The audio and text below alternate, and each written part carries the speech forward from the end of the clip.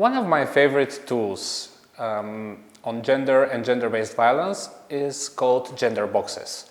It comes from the manual Gender Matters developed by the Council of Europe, although I use a variation of it, which I would like to share with you. I like this tool for two main reasons. One, because it helps the young people that we work with to actually understand the concept of gender and distinguish gender from sex. And the second reason why I like it is that they do that based on their own input in the process. This exercise does not tackle the issue of gender-based violence itself, but it is an important step in the learning process because we cannot talk about gender-based violence without addressing the issue of gender. So I usually use it earlier in the process. We have used this exercise as part of the New Generation summer camps and in other settings, and so far it has always worked great. So how does it work? For this exercise to happen, you would need to have a gender mixed group and ideally a male and a female facilitator. So how it works is that, let's say the male facilitator would invite all the male participants in an inside circle, sit around a piece of paper, a poster.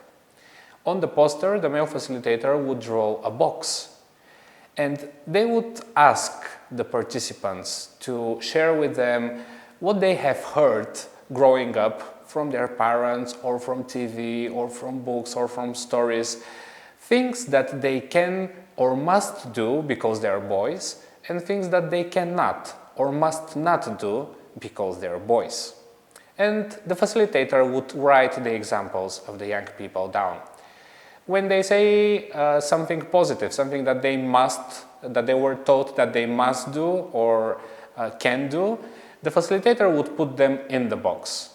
And when they would say something that boys are not supposed to do and they should not, they would put it outside the box. In this process, the female participants would just observe.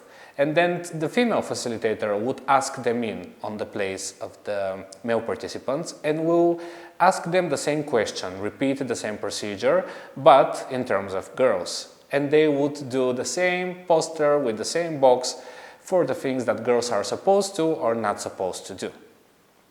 What we do later on is we ask the whole group to look at the posters, the things that they were taught that they should do and thought that they should not do based on their gender, and we engage in a conversation.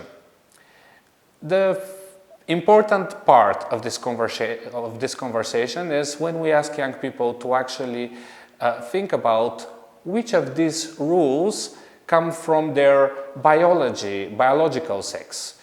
And more often than not, actually always, almost all of the rules have nothing to do with biology. They are actually socially constructed, and this is one of the most important learnings from this exercise. And then another part of the conversation goes around what happens if you decide to go outside the box, if you do something that you are not supposed to, and if you get punished, by who and how, and this is how we can already tackle the issue of gender-based violence. It is a great exercise, you can find it in the resources, and we encourage you to use it in your learning processes.